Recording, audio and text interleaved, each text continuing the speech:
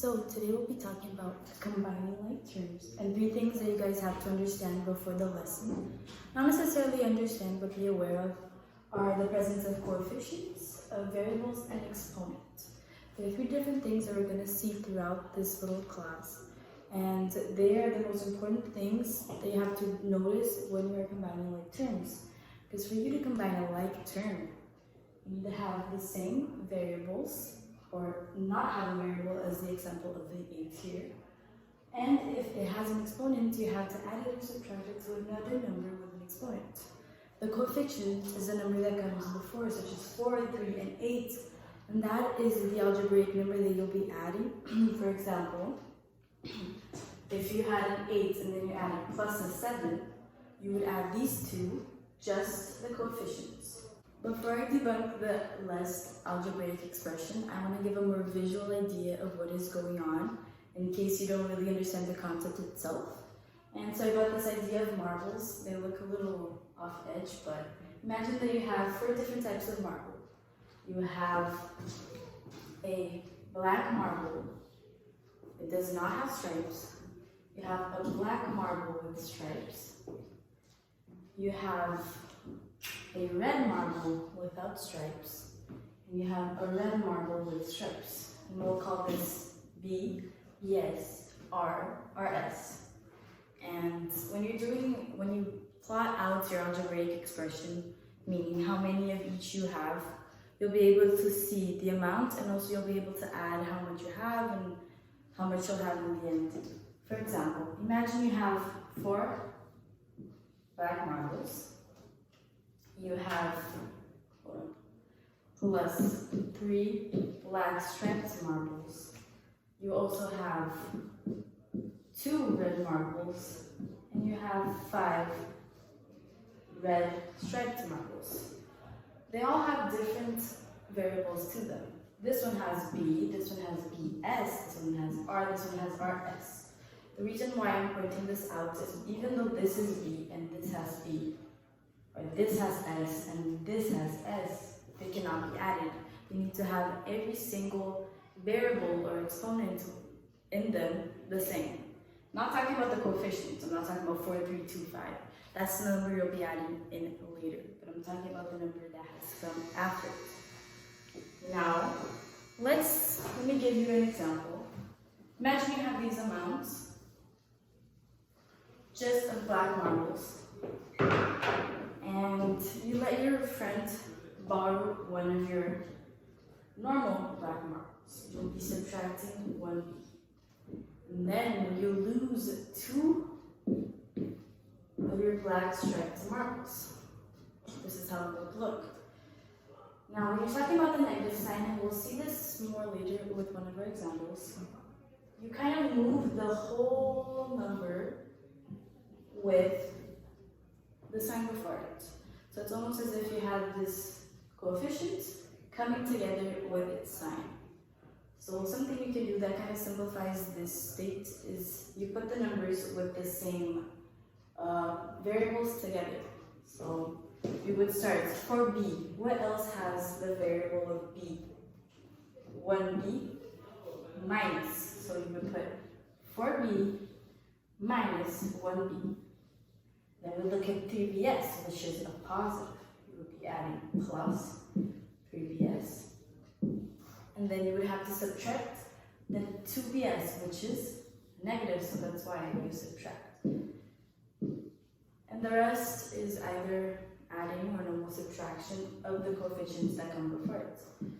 So the end result, you would have 4 minus 1, which is 3B, plus 3 minus 2, which is, you can either put 1BS, or you could just put BS, because when you're talking about this, you know that it's one of it.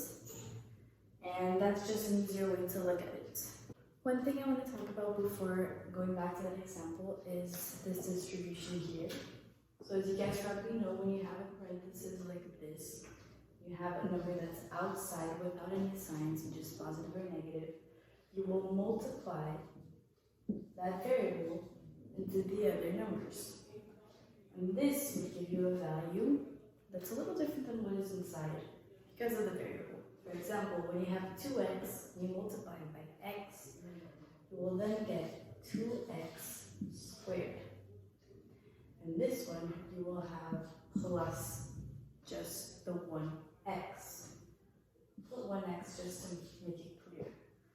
The numbers and the variables have now changed from what were inside to what's outside because of the multiplication.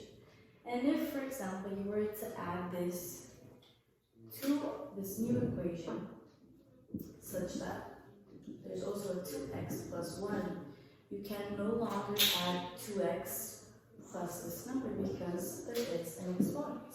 That's something really important for us to understand. That's why I put it there. Because that shows up a lot, and you have to realize that although you have the same variable, due to one having an exponent, you cannot add them both together.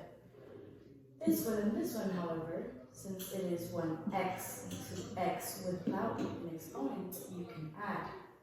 While this coefficient will just stay by itself. And so in the end, you have 2x squared plus 3x plus 1. If this was a negative sign, however, or let me make this a little better. If this was, there was an example like this,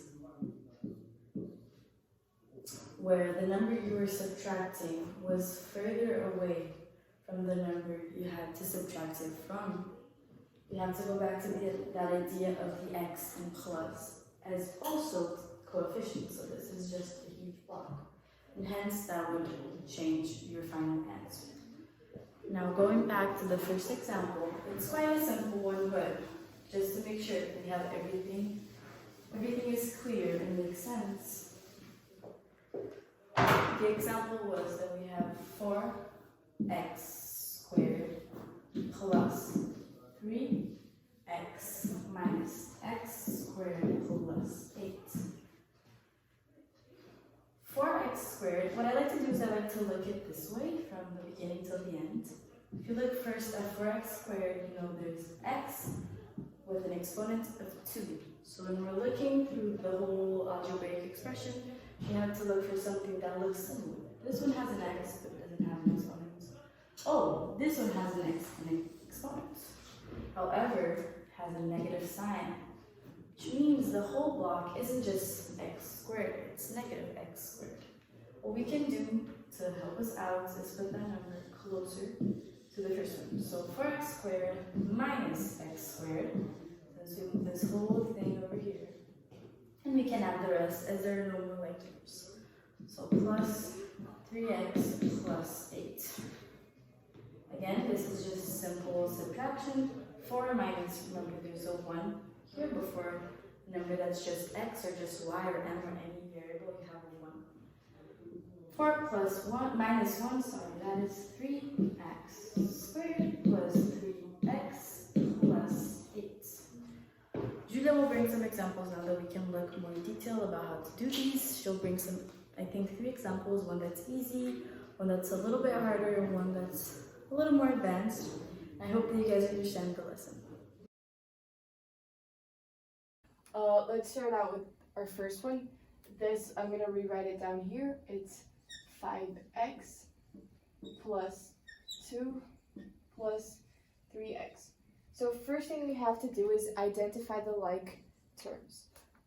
What are these terms right here? So if you look at this problem, you'll see that you have two parts that they look the same, which is 5x and 3x. Both of them, both 5 and 3, carries an x with it, and that is called a variable, and this is the coefficient. So once you identify that both of these are similar, they're like terms, you can add them. Another way of doing this, if you're more of a visual learner, you can rearrange this this formula so it looks a little bit like this. You have 5x plus 3x plus 2. So what I'm doing here, I'm just grouping the like terms to make it a little bit more accessible or just easier when you're solving this if you're having a hard time. You have 5x plus 3x. You're just going to add, it's as if you had 5 little balls and then you're adding another 3. together, you get 8x. So you're not multiplying or anything, you're just adding the coefficients.